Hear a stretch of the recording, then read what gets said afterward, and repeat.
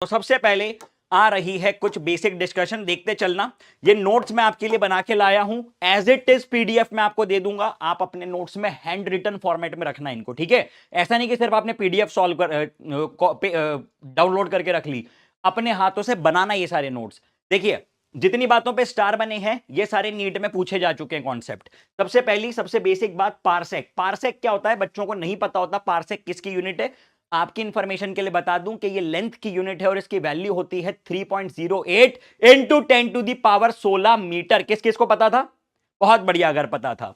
Sir unit क्या होती है और उसको किसी भी फिजिकल क्वांटिटी को हम रिप्रेजेंट कैसे करते हैं? फिजिकल क्वांटिटी को रिप्रेजेंट करने के लिए दो चीजें चाहिए, एक उसकी न्यूमेरिकल वैल्यू, दूसरी उसकी unit. Example 10 metre, 15 litre, 5 second, 50 metre square, 25 metre पर सेकेंड, है ना? हाँ या ना? तो यानी ये दो चीजें हैं, न्यूमेरिकल वैल्यू और यूनिट, और इनका जो प्रोडक्ट होता है मेरी जान वो कांस्टेंट होता है। That means n into U is a constant, यानी n is inversely proportional to you.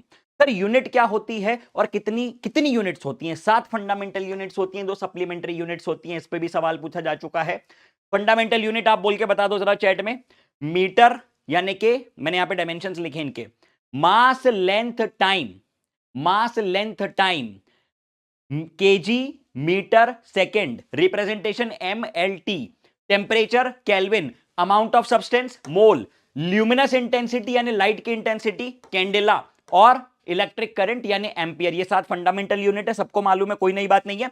2 supplementary units होती हैं। सप्लीमेंट्री यूनिट क्या होती है? सर ये इनके पास ये ऐसी यूनिट है जिनके पास यूनिट तो है लेकिन कोई डायमेंशन नहीं है। अब ये कौन सी होती है? ये एंगल मेजरमेंट की यूनिट होती है। एक होती है रेडियन और दूसरी होती है स्टेरेडियन। एंगल मेजरमेंट के लिए प्लेन एंगल जब आपको मेजर करना होगा तो आप रेडियन की बात करोगे, सॉलिड एंगल मेजर करना होगा तो स्टेरेडियन की बात करोगे, ठीक है। प्लेन एंगल का फॉर्मूला होता है theta equal to arc upon radius, solid angle का फॉर्मूला होता है ओमेगा इक्वल टू डीए। सुनना ध्यान से, इस पे सवाल आया है इसलिए मैं एम्फसाइज कर रहा हूं।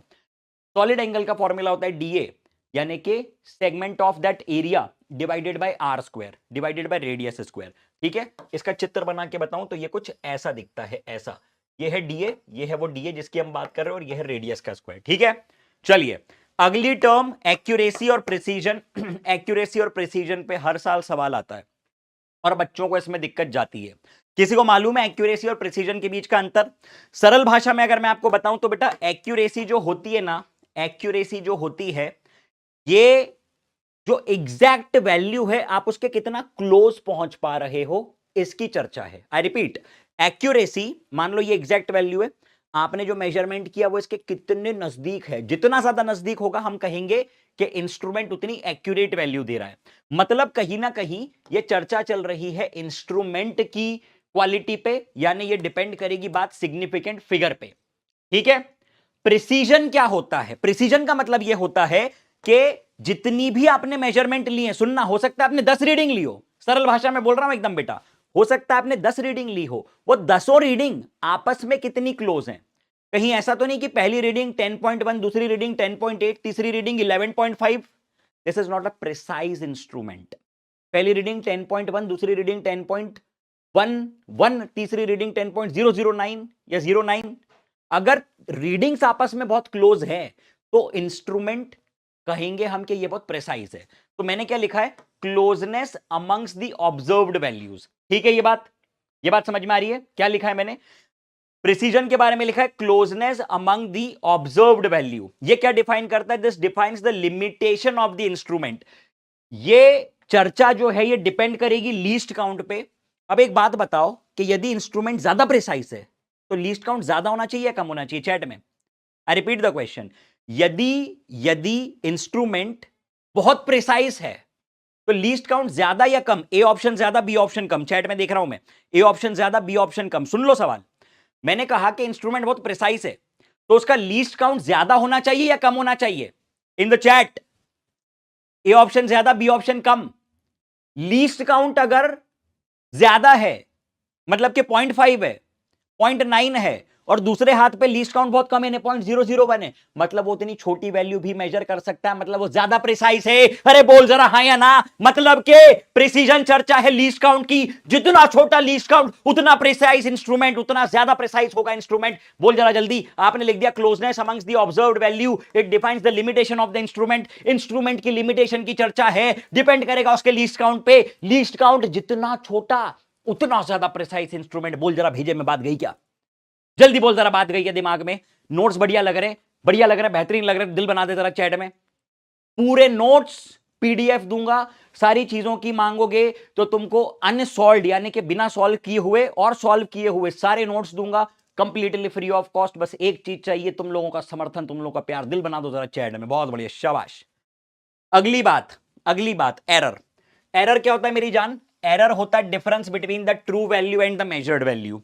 एग्जैक्ट वैल्यू कितनी है और जो आप मेजर कर रहे हो वो वैल्यू कितनी आई है, इनके बीच का डिफरेंस है एरर। ठीक है, ट्रू वैल्यू और मेजर्ड वैल्यू के बीच का अंतर कहलाता है एरर। ठीक है सर, एरर पे एक सवाल आया सिर्फ उसके टाइप्स पे, उसके फॉर्म, उसके डेफिनेशन पे। देखो, दो प्रकार से हम क्लासिफाई कर रहे हैं एरर, कई किताबों में तीन प्रकार से क्लासिफाई किया होता है, मैं उसको डिस्कार्ड कर रहा हूं। ये मेरे अपने नोट्स हैं और आप इन पे आंख बंद करके भरोसा कर सकते हो। ठीक है, तो सिस्टमैटिक और रैंडम। सिस्टमैटिक मतलब जिसमें कोई रीजन है, कोई पैटर्न है। रैंडम जो कि बिल्कुल रैंडम है, तुम लोगों की तरह कि मन पड़ा तो पढ़ेंगे, मन पड़ा तो नहीं पढ़ेंगे, मन पड़ा तो सोएंगे, मन पड़ा तो जागेंगे। ठीक है, तो सिस्टमैटिक में क्या क्या लिख दिया आपने भैया? Instrumental error. ठीक है, दूसरा सिस्टमैटिक एरर किस वजह से हो सकता है? गलत प्रोसीजर के कारण, गलत तरीके से आपने मेजरमेंट्स लिए उसके कारण। और तीसरा हो सकता है पर्सनल एरर, मतलब कि हम इंस्ट्रूमेंट लेके मेजरमेंट कर रहे थे और हमने फॉर्मूला गलत लगा दिया, या तो सामने से कोई निकला या निकली और हम उसको देखने लगे और यहां पे हमारी रीडिंग चली गई। इस प्रकार की चीजें क्या हो जाएंगी? तुम्हारी पर्सनल एरर। अब रैंडम क्या होते हैं? रैंडम ऐसी चीजें जो हमारे कंट्रोल में नहीं है। मतलब आप रीडिंग लेने गए और क्लाइमेटिक कंडीशंस चेंज हो गई, या तो हवा का झोंका आया और कोई केमिकल तुम्हारे केमिकल में मिल गया, तुमको पता ही नहीं चला, तो ये रैंडम एरर्स में आएगा। इसलिए मैंने दो प्रकार से क्लासिफाई किया, सिस्टमैटिक और रैंडम। सिस्टमैटिक के बारे में मैंने लिख दिया इंस्ट्रूमेंटल, मतलब कि इंस्ट्रूमेंट में कोई गलती है, हो सकता है कि उसके कैलिब्रेशंस अलग अलग किए हुए हैं। मतलब अगर मान लो ये मीटर स्केल है तो यहां पे 0 से 1 के बीच में 10 डिवीजन होने चाहिए, तो उसमें 9 डिवीजन है। ये गलती है इंस्ट्रूमेंट की, तुम्हारी गलती नहीं है। आंसर तो गलत आएगा, बोल जरा हाँ या ना। तो इंस्ट्रूमेंट के कारण हो सकता है, तुम्हारे गलत प्रोसीजर के कारण हो सकता है, पर्सनल मिस्टेक के कारण हो सकता है। ठीक है, रैंडम अनप्रेडिक्टेबल, तुम्हें मालूम ही नहीं है किस चीज के कारण हुआ है वो, तो उसकी क्या चर्चा करोगे। ठीक, अब एरर्स के अगर हम मैथमेटिक्स की बात करें तो सबसे पहले हम बात करते हैं एब्सोल्यूट एरर की। क्या होता है भैया एब्सोल्यूट एरर? एब्सोल्यूट एरर क्या होता है? Value of the reading minus the mean value. I repeat, reading minus the mean value.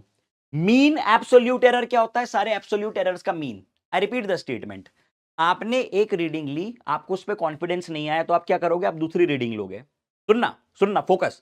आपने पहली रीडिंग ली, कॉन्फिडेंस नहीं आया, आपको लगा कि शायद गलत रीडिंग है, आप दूसरी लोगे। अगर दूसरी रीडिंग पहली रीडिंग से अलग आई है तो अब आप तो श्योर हो गए हो कि यार ये दोनों जो रीडिंग्स हैं ये अलग अलग है, मतलब कि मेरे प्रोसीजर में या इंस्ट्रूमेंट में कोई गलती है, कोई समस्या है। तो आप क्या करोगे? एन नंबर ऑफ रीडिंग्स लोगे। अब उसमें से मैं सही रीडिंग किसको मानूं? मीन रीडिंग ले ले, मीन रीडिंग ले ले। ये ले ली तूने मीन रीडिंग, और उसके बाद तू निकालेगा एब्सोल्यूट एरर। क्या होता है absolute error? Reading minus mean value. Mean absolute error निकालना है, वो होता है mean of all the absolute errors. ये लिख दिया तूने, बोल जरा जल्दी। रिलेटिव एरर निकालना है, mean reading divided mean absolute error divided by the mean value. अब बोल, रिलेटिव एरर निकालना है, mean absolute error delta A mean divided by the mean value. ठीक है, काम की बात है। इसमें 100 मल्टीप्लाई कर दे, परसेंटेज एरर बन गया, खत्म बात। कोई दिक्कत है इतने में? अरे भाई कोई दिक्कत है इतने में? ये पूरे इतने मैथमेटिकल चर्चा में कोई दिक्कत है क्या? ये मैथमेटिकल चर्चा में कोई दिक्कत है? सबसे पहले हमने क्या किया सर? 10-12 रीडिंग ले ली, फिर क्या किया? उसका मीन ले लिया, फिर क्या किया? हर रीडिंग से उसका डिफरेंस ले लिया। क्या कहलाएगा? Absolute error. फिर क्या किया? अरे भैया 15 एब्सोल्यूट एरर बन गए, हमारे काम का कौन सा है? सबका मीन ले ले, मीन एब्सोल्यूट एरर बन गया। अब क्या करें? रिलेटिव ले ले, mean absolute error divided by the mean value. बोल जरा बोल जरा, तो ये क्या बन गया? ये बन गया तेरा रिलेटिव एरर। इसमें 100 मल्टीप्लाई कर दे, क्या बन जाएगा? ये बन जाएगा परसेंटेज एरर। खेल खत्म। ठीक है, इतनी बात डन डन डन डन है, बहुत बढ़िया सर। ठीक है, अगली चर्चा लीस्ट काउंट। लीस्ट काउंट का सरल मतलब बताऊं तो वो सबसे छोटी वैल्यू जो कि कोई भी इंस्ट्रूमेंट मेजर कर सकता है। Smallest value which can be measured with accuracy, सबसे छोटी वैल्यू जो कि तुम सही सही मेजर कर सकते हो वो कहलाता है लीस्ट काउंट। वर्नियर कैलिपर के लिए फॉर्मूला बताया था, कोई चैट में बताएगा क्या बताया था? चैट में कोई बताएगा क्या बताया था? Mahendra Singh Dhoni minus Virendra Singh Dhoni, MSD minus VSD, vernier caliper के लिए बताया था। बोल जरा हाँ या ना, याद है किसी को? बहुत बढ़िया, बता दिया चैट में। स्क्रू गॉज के लिए बताया था pitch, pitch divided by number of divisions on the circular scale. Pitch क्या होता है? एक कंप्लीट रोटेशन में कितना लीनियर डिस्प्लेसमेंट हो रहा है वो कहलाता है पिच। ठीक है, ये पूरी चीजें तुमको पीडीएफ में मिल जाएंगी, ये अभी लिखने की चिंता नहीं करनी है। ठीक है, अगला पॉइंट, अगला पॉइंट, कॉम्बिनेशन ऑफ एरर। जब कभी भी तुमको सम या डिफरेंस मिले, जब कभी भी तुमको सम या डिफरेंस मिले दो फिजिकल क्वांटिटीज का, जैसे z equal to A plus B या ए माइनस बी, तो डेल्टा z क्या बन जाएगा? Delta A plus delta B. बोल जरा हाँ या ना। ठीक है सर। जब कभी भी तुमको मल्टीप्लीकेशन डिवीजन मिले, जैसे z equal to A into B या तो z equal to A upon B, तो आप क्या करोगे? रिलेटिव एरर्स का सम करोगे। सुनने पे फोकस करना, ये मेरे शब्द तुम्हारे जहन में, तुम्हारे दिल में, तुम्हारे दिमाग में, तुम्हारे खून में उतर जाने चाहिए, तुम जीवन में कभी नहीं भूलोगे। ठीक है, तो ये तुमने क्या लिख दिया? अगर ये मल्टीप्लीकेशन या डिवीजन है z equal to A into B या तो z equal to A upon B, relative error को ऐड कर दे, यानी delta z by z equal to delta A by A plus delta B by B. बोल जरा जल्दी, ये लिख दिया तूने, delta z by z equal to delta A by A plus delta B by B. खत्म बात। सर अगर पावर्स आ गई, कैसी पावर्स आ गई? z इक्वल टू ए की पावर कुछ है, b की पावर कुछ है, c की पावर कुछ है, यानी p क्यू आर मान ले, a की पावर p, b की पावर q, c की पावर r मान ले, तो ये बन जाएगा p into delta A by A plus q into delta B by b plus r into delta c by c. मालूम है? कोई दिक्कत? चैट में जल्दी से समर्थन दे, आगे बढ़ जाऊंगा तेज रफ्तार में। जल्दी बता, आगे बढ़ जाऊंगा तेज रफ्तार में। कोई दिक्कत इतने में किसी को भी है क्या? नहीं है, चल बहुत बढ़िया। सिग्निफिकेंट फिगर की अगर हम लोग बात करें, सिग्निफिकेंट फिगर में वो सारे रूल्स तो तुमको मालूम है कि all non zero digits are significant, point के यहां जीरो लगाओगे तो ये सिग्निफिकेंट, वहां लगाओगे तो ये सब तुम्हें मालूम है। लेकिन बच्चे जहां कंफ्यूज होते हैं और जहां से सवाल आते हैं, मैं तुझको वो बताता हूं, ये है एडिशन या सब्ट्रैक्शन। बच्चे कंफ्यूज होते हैं कि सर एडिशन सब्ट्रैक्शन में लीस्ट डेसिमल देखें या लीस्ट सिग्निफिकेंट फिगर देखें। होता ऐसा? पढ़ा लिखा बच्चा समझ जाएगा मैं क्या बोल रहा हूं, जो पढ़ के बैठा है उसको पता है, जो मुझसे पहले कभी कुछ पढ़ चुका है उसको मालूम है मैं क्या बोल रहा हूं। देख, एडिशन या सब्ट्रैक्शन की बात करेगा तो फाइनल आंसर में लीस्ट नंबर ऑफ डेसिमल होने चाहिए जो कि इंडिविजुअल एडिशन और सब्ट्रैक्शन वाले डिजिट्स में है। और जब तू मल्टीप्लीकेशन या डिवीजन करेगा तब तू डेसिमल डिजिट्स नहीं देखेगा, तब तू देखेगा least number of significant figure in the multiplication और डिवीजन। क्या ये बात दिमाग में गई? सिर्फ इतना लिख लो कि एडिशन सब्ट्रैक्शन में भाई डेसिमल की चर्चा करनी है, लीस्ट डेसिमल को प्रायोरिटी देनी है, मल्टीप्लीकेशन डिवीजन में लीस्ट सिग्निफिकेंट फिगर वाले को प्रायोरिटी देनी है। ये बात चमकी? अरे जल्दी बोल दे यार, जल्दी बोल दे यार, बोल मेरे भाई, बोल मेरे भाई, जल्दी बोल। ठीक है इतनी भाई, ठीक है इतनी बात है? चलो बहुत बढ़िया है ना। चलो अब देखो, principle of homogeneity, principle of homogeneity बोलता है इंसान की शादी इंसान से करा दो तो इंसान ही पैदा होगा। सर कैसी बातें कर रहे हो, अश्लील बातें कर रहे हो। अबे इसमें क्या अश्लील है? इंसान की शादी इंसान से कराएगा तो इंसान पैदा होगा ना यार। इंसान की शादी गधे से कराएगा, पता नहीं क्या पैदा होगा। इंसान की शादी बंदर से कराएगा, पता नहीं क्या ऑफस्प्रिंग आएगी। है बायो वाले बता पाएंगे, बायो वाले टीचर्स से पूछना कि मैडम या सर अगर ऐसा ऐसा हो जाए तो क्या होगा। हाइब्रिड आ जाएगा भैया, म्यूटेशन हो जाएगा।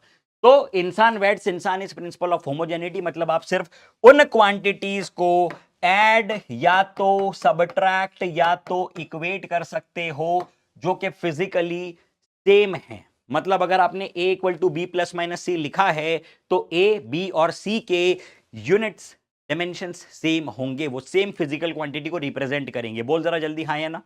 चलो सर ठीक है। ये डायमेंशनल एनालिसिस की जो मेथड है इसकी लिमिटेशन क्या है?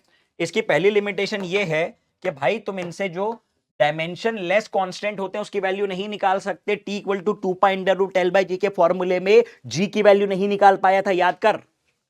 सॉरी 2 पाई की वैल्यू नहीं निकाल पाया था, याद कर। हाँ या ना? हाँ सर बिल्कुल। फिर उसके बाद it fails when the physical quantity is a sum of two quantities, मतलब क्या है सर इस बात का, समझाता हूं। जैसे मान ले तुझको मैंने बोल दिया कि एक फिजिकल क्वांटिटी है x, वो डिपेंड कर रही है y पे, और वो डिपेंड कर रही है y प्लस z के सम पे। अब तू जीवन में नहीं निकाल सकता इसका फॉर्मूला। तुमने क्या सीखा है, p depends upon q into r divided by something, तो फॉर्मूला निकाला f equal to m b square by r t equal to 2 pi under root l by g. लेकिन तुमने एक भी ऐसा फॉर्मूला नहीं निकाला जिसमें प्लस आ रहा हो बीच में, समथिंग प्लस समथिंग। सोच सोच सोच सोच, इसी को बोलते हैं कंटेंट। फालतू बातें जो सबको पता है वो कोई नहीं पूछने वाला है, उसमें तू 8 घंटे पढ़ ले, 10 घंटे पढ़ ले, लंबे लंबे मैराथन देख ले, ये सीरीज वो सीरीज देख ले, सिलेक्शन नहीं होगा। ये वो चीजें जो बच्चों को नहीं पता, जिसमें कि बच्चे उलझते हैं, ये वो 20% कंटेंट है जो कि एग्जामिनर पूछना चाहेगा, और इसी पे मैं फोकस करवा रहा हूं, इसी पे मैं एम्फेसाइज करवा रहा हूं। अगली बात कि ये फेल हो जाती है कब, it fails when the physical quantity sum of two quantity, and it fails जब डिपेंडेंट जो है वो 3 से अधिक फिजिकल क्वांटिटीज हो जाए। मतलब जब तू एक ऐसी क्वांटिटी का फॉर्मूला निकालना चाहेगा जो 3 से ज्यादा फिजिकल क्वांटिटीज पे डिपेंड करेगी, तो तू आंसर नहीं निकाल सकता। और इतनी जानकारी बहुत है यूनिट्स एंड डायमेंशंस के सभी सवाल करने के लिए। आगे बढ़ने के पहले मैं तुझको यह बता दूं कि 2019 से लेकर 2024 तक, यानी पिछले लगभग 6 सालों में, हर साल मिनिमम 2 सवाल और हायर एंड पे 4 सवाल पूछे जा रहे हैं यूनिट्स, डायमेंशंस, एरर और इंस्ट्रूमेंट पे।